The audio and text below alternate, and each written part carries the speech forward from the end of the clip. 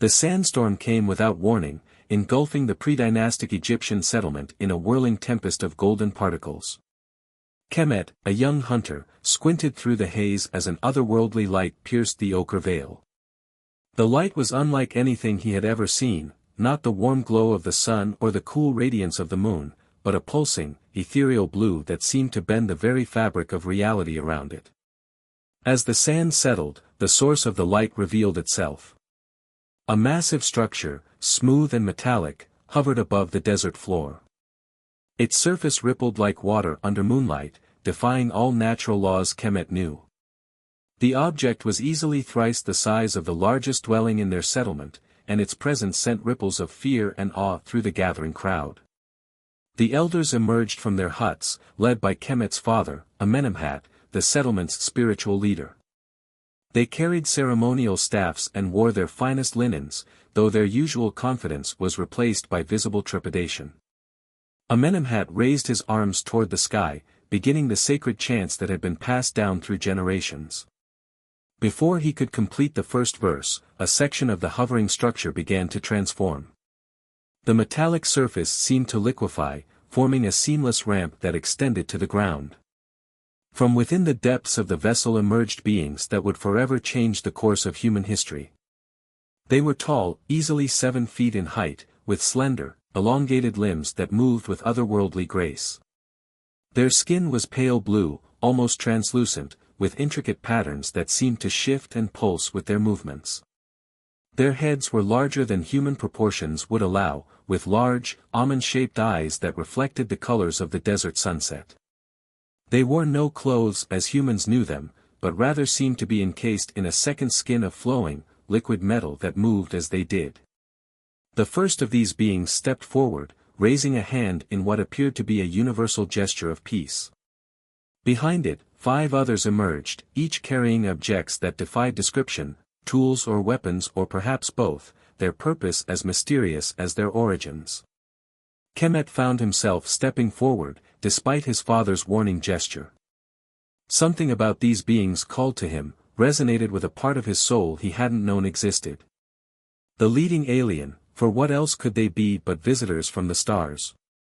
Turned its gaze upon him, and in that moment, Kemet's mind exploded with visions. He saw great structures rising from the desert sands, monuments that would touch the sky itself. He saw knowledge flowing like the life-giving waters of the Nile, spreading across the land and lifting his people from their primitive existence. He saw the stars, countless points of light in the infinite darkness, and understood that Earth was but one grain of sand in a vast cosmic desert. "They come as teachers," Kemet announced, his voice carrying across the stunned silence. The words came to him naturally, though he didn't know how he knew them to be true. "They come to show us the way." The alien nodded, and a voice that wasn't a voice resonated in everyone's minds. "We are the Nehebko," it communicated, using a word from their own language that meant, unifiers of Ka, the spiritual essence of being. "We have watched your people grow, waiting for the right moment to make contact. That time is now." Over the next few days, more vessels arrived, each carrying different groups of the Nehebko. They established a base camp near the settlement, their advanced technology creating structures that seemed to defy the very laws of nature. The aliens began to share their knowledge, but not all at once. They were careful, methodical in their approach. The first lessons were simple: improved techniques for agriculture, more efficient ways to harvest the Nile's bounty, better methods for treating illness and injury. The Nehebko seemed to understand that too much knowledge too quickly would overwhelm the humans, possibly even destroy their society.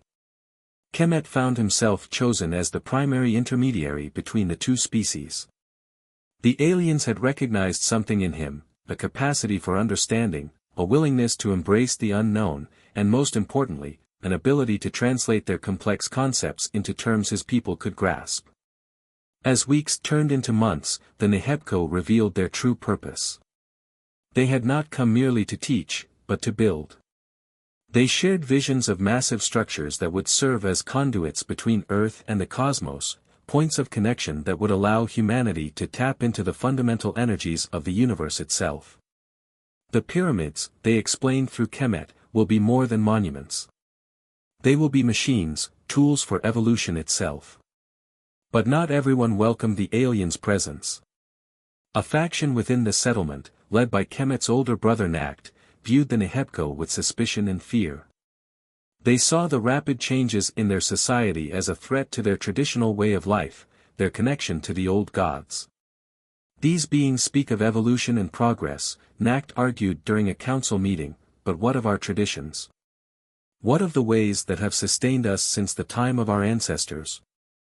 Are we to abandon everything we are for their promises of power? The division grew deeper as the Nehebko began to select young members of the settlement for special training. These chosen few would learn the deeper mysteries of the alien science and philosophy, becoming the first of what would later be known as the Pyramid Builders. Kemet found himself caught between two worlds. During the day, he absorbed the Nehebko's teachings with an almost desperate hunger, learning concepts that seemed to bridge the gap between science and magic. At night, he struggled with dreams of his people's past, the weight of tradition and family loyalty pressing down on him like a physical force. The tension came to a head when the Nehebko announced their plan to begin construction of the first pyramid. The location they had chosen was sacred ground, a burial site that had been used by Kemet's people for generations. The aliens explained that the site's geological and astronomical alignment made it perfect for their purposes, but Nacht and his followers saw it as the final insult. The night before construction was set to begin, Kemet found his brother preparing for a ritual of the old ways. Nacht stood before an altar of rough stone, his body painted with symbols of protection and warfare. "Brother," Kemet pleaded, "what are you planning?" Nacht turned, his eyes reflecting the firelight with an almost feverish intensity. "What must be done," he replied. "These star demons seek to destroy everything we are. They must be driven away, by force if necessary." "They're trying to help us," Kemet argued. "Can't you see the good they've already brought? Our children no longer die of fever, our crops grow stronger than ever before." "At what cost?" Nacht interrupted. "Our people no longer look to the sky and see the faces of our gods. They no longer remember the old stories, the old ways. We are becoming something else, something less than human." As they argued, the settlement's warning drums began to sound. Both brothers rushed outside to find the night sky filled with lights, more Nehebko ships arriving in formation. But these vessels were different from the others, larger and somehow more ominous in their configuration. The leading alien vessel projected an image into the night sky, visible to everyone in the settlement. It showed Earth as seen from space, a blue jewel wrapped in swirling clouds. Then it showed other worlds, barren, lifeless planets that had once teemed with life. The message was clear: the Nehebko had seen civilizations rise and fall, had watched as worlds destroyed themselves through ignorance and fear. "We offer you a choice," the alien voice resonated in their minds. "Accept our guidance and join the galactic community, or remain isolated, bound by the limitations of your current understanding. The decision must be unanimous. We will not impose our presence where it is not wholly welcomed." The settlement erupted into chaos as people argued, pleaded, and debated. The fate of not just their community but possibly all of humanity hung in the balance. In the midst of the confusion, Kemet noticed his brother slipping away toward the aliens' camp, a group of armed followers in tow.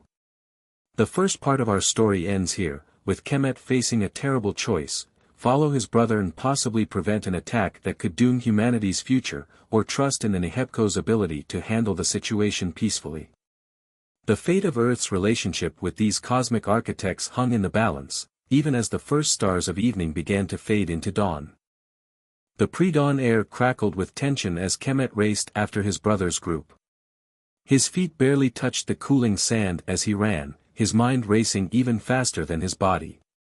The Nehebko had shared with him fragments of possible futures, timeline probabilities, they called them, and every path that began with violence led to darkness. He caught up with Nacht's group at the edge of the alien encampment. His brother's followers, 20 strong, carried spears and ceremonial axes, their bodies painted with protective sigils. They moved like shadows through the desert night, but to Kemet's enhanced awareness, a gift from his training with the Nehebco, they might as well have been carrying torches. "Brother!" Kemet's voice cut through the darkness. "Stop this madness." Nacht turned, his face a mask of determination and fear. "Madness? Look around you, little brother. Our people bow before these creatures as if they were gods. They speak of progress while destroying everything we hold sacred. That is the true madness." Before Kemet could respond, the air around them began to vibrate. The Nehebco had activated their defensive systems, not weapons, they had explained to Kemet, but rather fields of probability manipulation that could prevent harmful actions before they occurred. The armed group found themselves unable to move forward, caught in what felt like invisible honey. Nacht struggled against the field, his face contorted with rage and frustration. "See," he shouted. "They enslave us with their magic." From the alien encampment emerged 3 of the Nehebco, including the one Kemet had come to know as the teacher. Unlike their usual flowing movements, they now moved with deliberate precision, their liquid metal skin rippling with complex patterns. "We understand your fear," the teacher communicated, its thoughts touching all their minds simultaneously. "Every species we have encountered has faced this moment, the choice between embracing change and clinging to the familiar. But what you see as destruction is actually transformation." The teacher raised its hand, and the air around them filled with holographic images. They showed the settlement as it could be, a great city of learning and discovery, where the wisdom of the stars merged with the spiritual insights of Earth. The images shifted to show the pyramids, their true purpose finally revealed. "These structures," the teacher explained, "are not monuments to our presence or tools of dominion. They are libraries, laboratories, and bridges. Through them, your people will learn to touch the fundamental forces that shape reality itself. But this gift cannot be given, it must be earned through understanding." The defensive field dissipated, leaving Nacht and his followers free but shaken. The teacher approached Nacht directly, its large eyes reflecting the starlight. "Your protective instinct honors your ancestors, but consider, did they not also reach for new knowledge? Did they not learn to make fire, to farm the land, to build shelters? Each step was a revolution, each change a challenge to what came before." Nacht's hands trembled as he lowered his weapon. "But our gods, our traditions, will evolve, as they always have," Kemet interjected, understanding flowing through him. "The Nehebco aren't asking us to forget our past, they're helping us build a bridge to our future." The teacher nodded, pleased at Kemet's insight. "Your brother speaks truth. We do not seek to replace your spiritual understanding but to expand it. The universe is vast beyond imagining, and there are many paths to wisdom." As if to emphasize this point, the teacher gestured toward the eastern horizon. The first rays of dawn were breaking, and in the growing light, the assembled humans gasped in wonder. Where the alien ships had been, now stood structures of pure light, geometric forms that seemed to exist in more dimensions than the eye could process. "These are temples," the teacher explained, "but not as you know them. They are places where science and spirit merge, where the mathematics of creation reveals itself as sacred geometry. This is what we offer, not an end to your traditions, but their transformation into something greater." Over the next several months, the Nehebco began sharing deeper knowledge with those who were ready to receive it. They taught of quantum mechanics, though they used different terms, speaking of the dance of possibilities and the music of probability waves. They explained how consciousness itself was a force as fundamental as gravity, capable of shaping reality when properly focused and amplified. The pyramid construction began in earnest, but not as anyone had expected. Instead of forcing human laborers to haul massive stones, the Nehebco taught them to use sound vibrations to alter the properties of matter. Huge blocks of limestone seemed to float into place, guided by harmonics that the human builders learned to generate using both technology and their own focused intent. Kemet threw himself into the learning with renewed passion, now that the conflict with his brother had been resolved. Nacht, too, found a role that honored both tradition and progress. He became one of the first initiates into what would later be known as the mystery schools, where ancient Egyptian spiritual practices were integrated with cosmic understanding. The Nehebco revealed that the pyramids would serve multiple functions. At their most basic level, they were machines for generating and focusing energy, not crude electrical power, but subtle forces that could influence consciousness and even the fabric of spacetime itself. But they were also teaching tools, their very geometry encoding mathematical and scientific principles that humanity would spend millennia rediscovering. Each angle, each measurement, contains information, the teacher explained to Kemet during one of their sessions. The ratios between the pyramid's dimensions mirrored the fundamental constants of the universe. When your descendants are ready, they will find equations describing the nature of light, gravity, and quantum fields hidden in plain sight. But the most remarkable revelation came when the Nehebco explained the pyramid's role in a larger galactic network. Earth structures would join similar sites on thousands of other worlds, creating a kind of interstellar communication and transportation grid. However, this network would only become accessible to humanity when they had developed the scientific and spiritual maturity to use it wisely. Think of it as a test, the teacher told Kemet. When your people can understand how the pyramids work, they will be ready to join the galactic community. Until then, the pyramids will appear to be simple, if impressive, monuments. The work was not without its challenges. Despite the aliens' advanced technology, the precision required for the pyramid's construction was enormous. Every block had to be placed with sub-millimeter accuracy, every angle had to be perfect, and the entire structure had to align with specific astronomical configurations. Moreover, the Nehebco insisted that humans be involved in every aspect of the construction. These are not our pyramids, they explained. They are yours. We are merely showing you how to build them. The energy you invest in their creation will resonate through generations. As the first pyramid neared completion, strange phenomena began to occur. Workers reported hearing mysterious harmonies emanating from the structure during certain hours. Others spoke of vivid dreams in which they could see through time itself. The Nehebco explained that these were natural side effects of the pyramid's energy-focusing capabilities.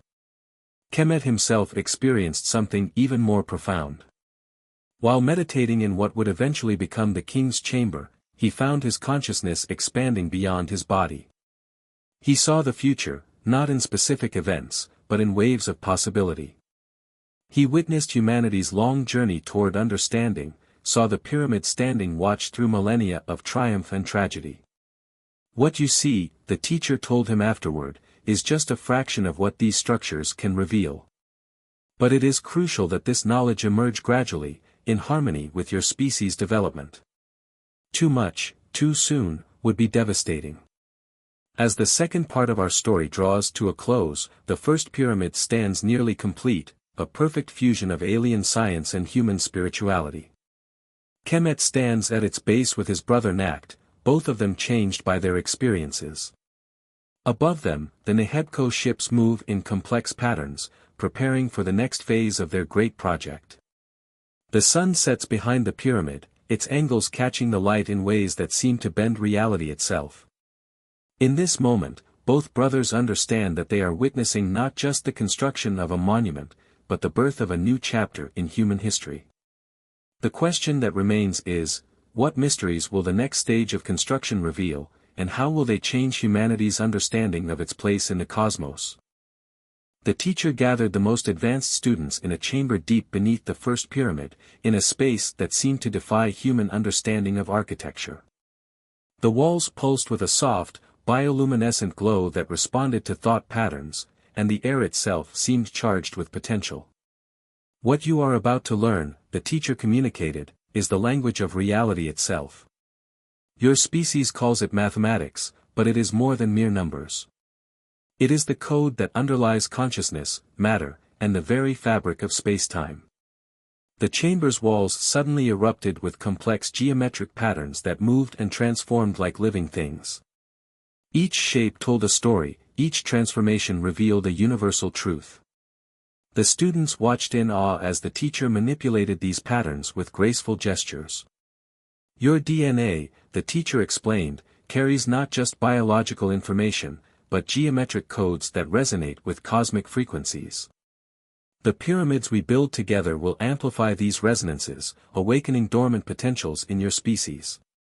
Kemet noticed something extraordinary. As the teacher spoke of DNA, his own body began to glow with a subtle blue light.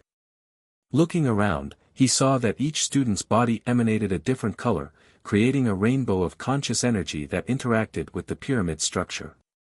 The Nehebko revealed that the pyramids were part of a vast experiment in species evolution. Each civilization they contacted received similar structures, but with variations specific to their biological and consciousness patterns. Earth's pyramids were unique because humans possessed something rare, a perfect balance between analytical and intuitive understanding. Your species dreams while awake, another Nehebko teacher named Aurora explained. You imagine possibilities that even we, with all our advancement, sometimes fail to see. The pyramids will not just channel energy, they will amplify your natural ability to shape reality through consciousness. The training intensified.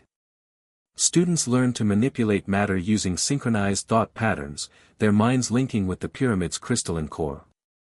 The Nehebko taught them to read the Akashic records, a cosmic database of all knowledge and experience, stored in the quantum fabric of space itself. But it was Nacht who made the most surprising discovery. While meditating in the pyramid's resonance chamber, he found he could communicate with Earth's biosphere, the collective consciousness of all living things on the planet. This ability proved crucial when they began constructing the second pyramid. The Earth itself must consent to these structures, Nacht explained to his fellow students. They are not just built upon the land, they are integrated with the planet's energy grid, its ley lines and magnetic fields. The Nehebko confirmed this discovery with evident pleasure.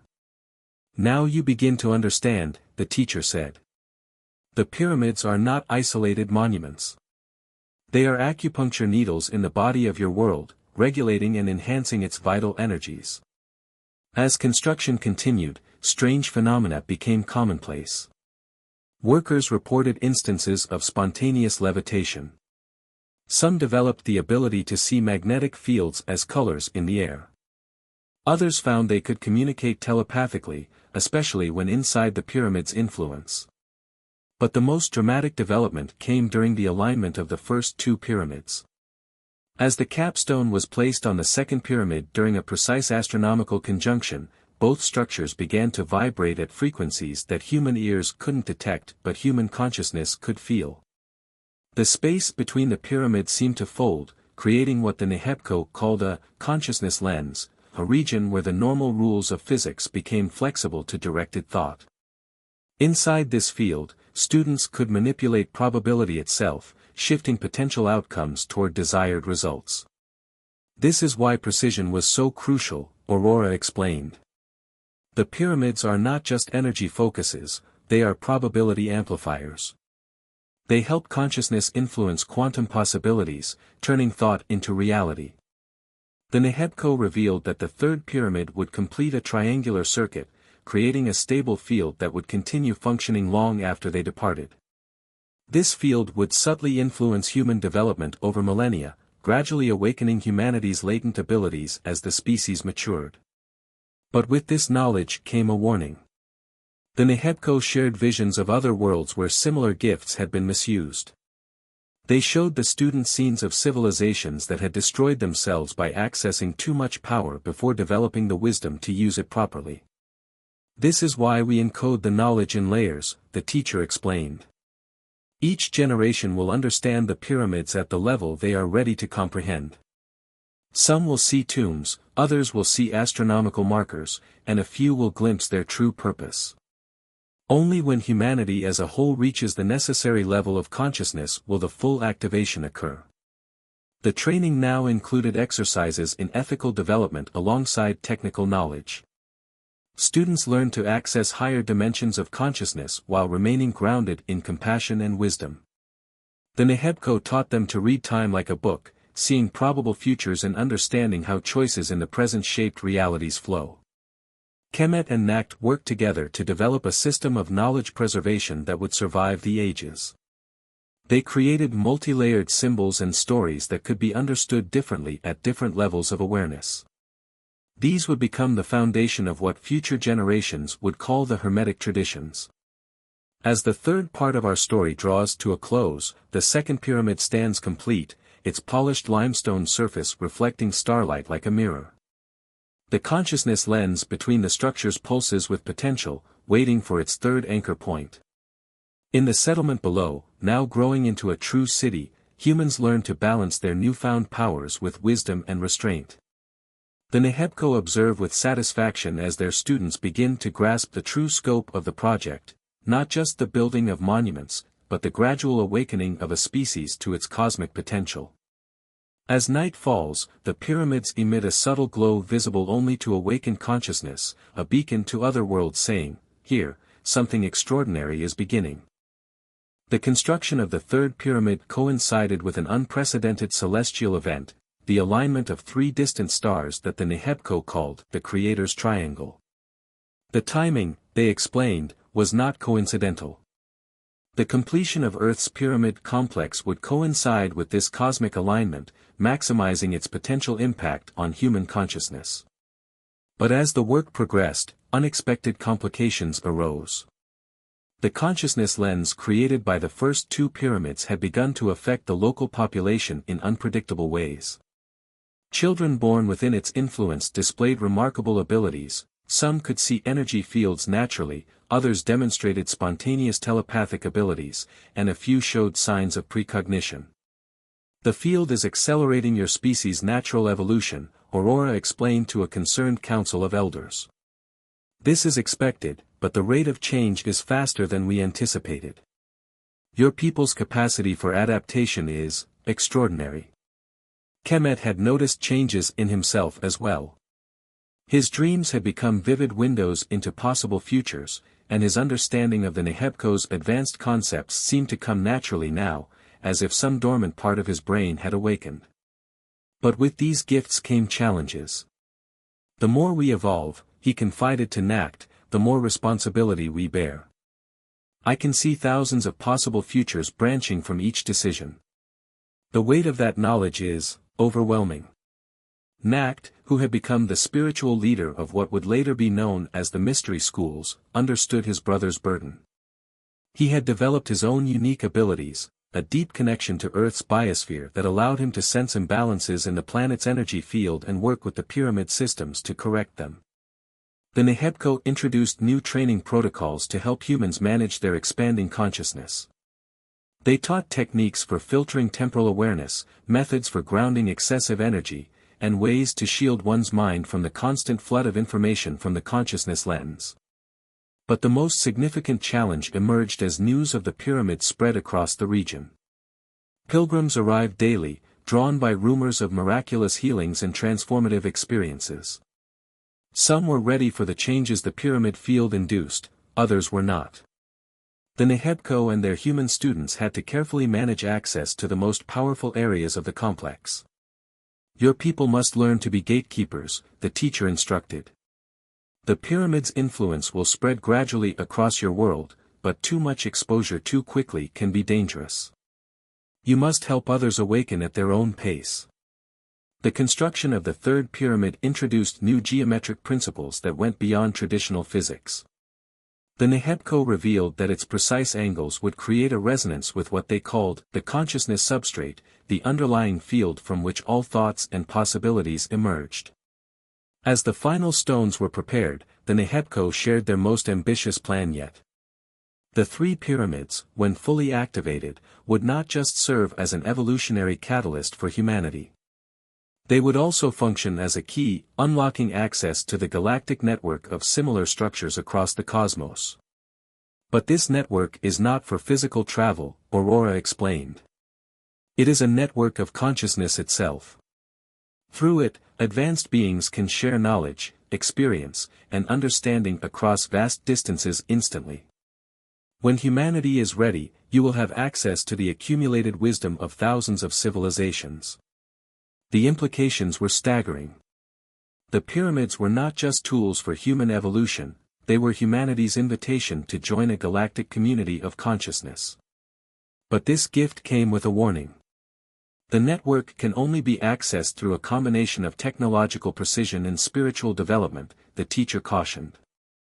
Attempt to force access through technology alone, and the pyramids will appear inert.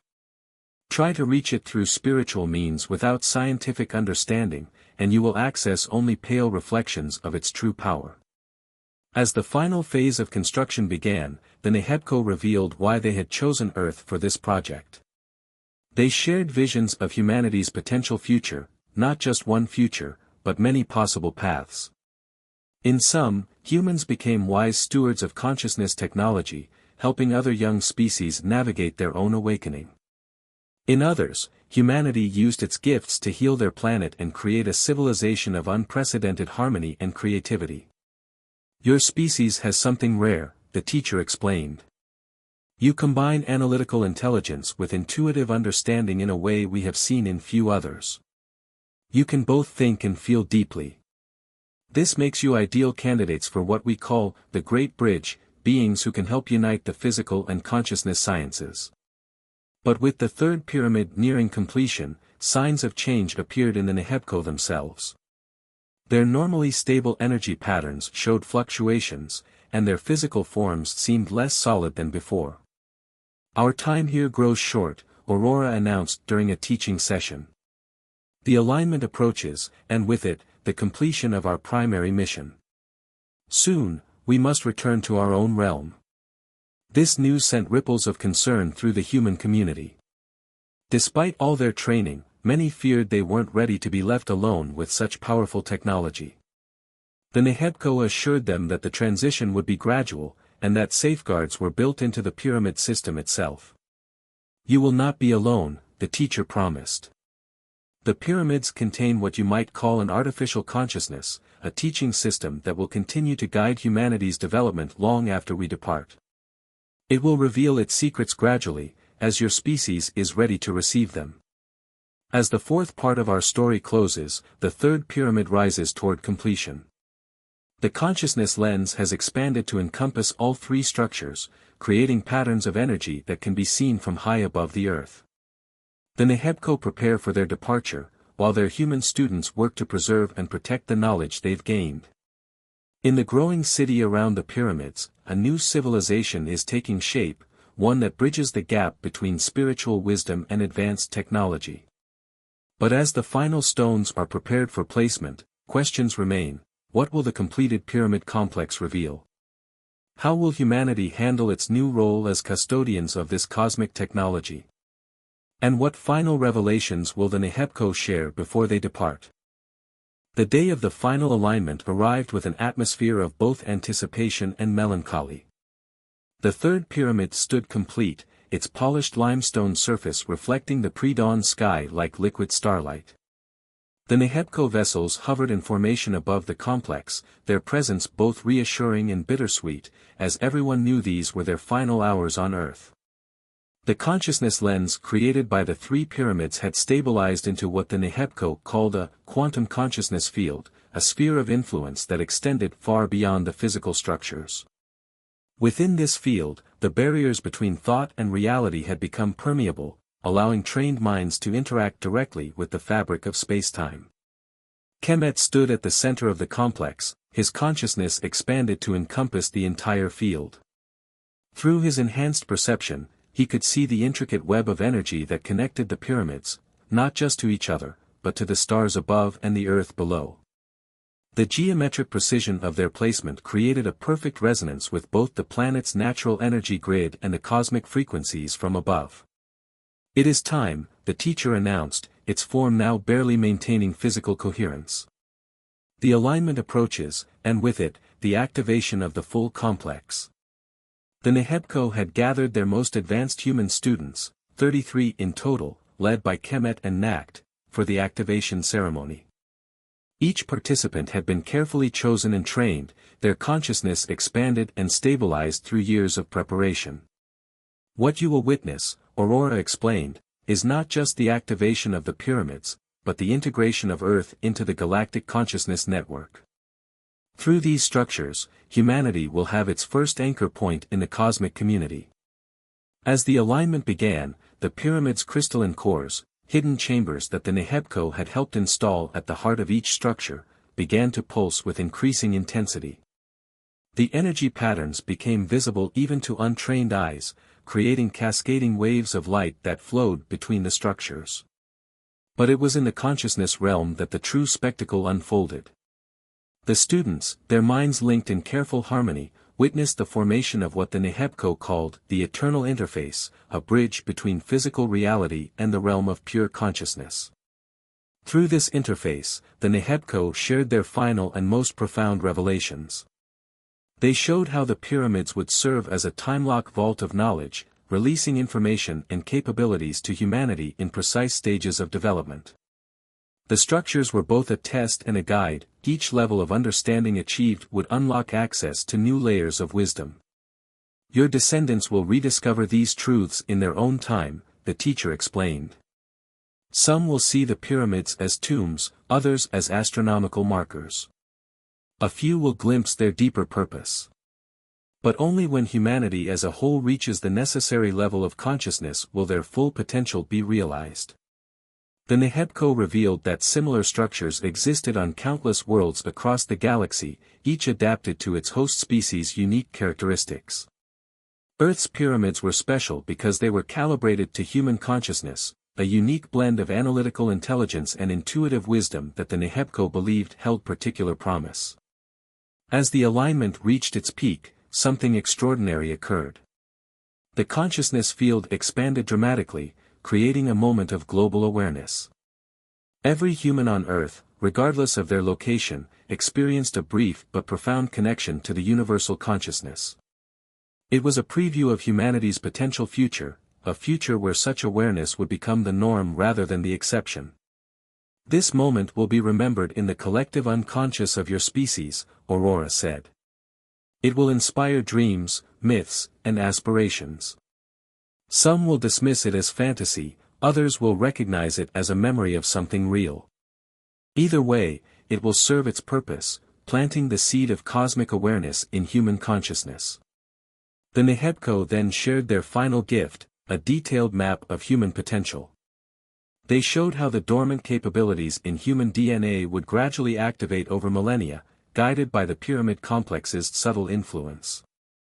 These changes would not be forced but would emerge naturally as humanity developed the wisdom to use them responsibly. Your species has a unique destiny, the teacher explained. You will become bridge builders, not just between worlds, but between different ways of understanding reality. The pyramids are both your heritage and your future. As the alignment peaked, the Nehebco began their transition back to their native state of existence. Their physical forms dissolved into pure energy, merging with the consciousness field. But before they departed, they left one final message, encoded into the very structure of the pyramids themselves. We are not gone, but transformed. We become part of the teaching system itself. Seek us in the harmony of mathematics, in the precision of astronomy, in the wisdom of nature, and in the depths of consciousness. When humanity is ready, we will meet again, not as teachers and students, but as equals in the cosmic community. The departure of the Nehebco marked both an ending and a beginning. The pyramid complex, now fully activated, began its long vigil as guardian of human evolution. Kemet, Nacht, and their fellow initiates established the first schools of wisdom, creating systems of knowledge preservation that would ensure the pyramid's deeper purposes would not be entirely forgotten. They understood that humanity would go through cycles of advancement and regression, of remembering and forgetting. The pyramids would stand as silent witnesses through ages of glory and darkness, their true purpose hidden in plain sight, waiting for the time when humanity would be ready to fully understand their heritage.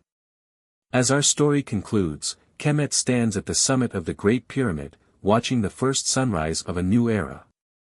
The consciousness field pulses with potential, its influence spreading subtly across the planet. In his expanded awareness, he sees glimpses of humanity's long journey ahead, the civilizations that will rise and fall, the rediscovery of ancient wisdom, and finally, the awakening that the Nehebco had prepared them for. The pyramids, those magnificent structures that had forever changed human history, stood gleaming in the morning light.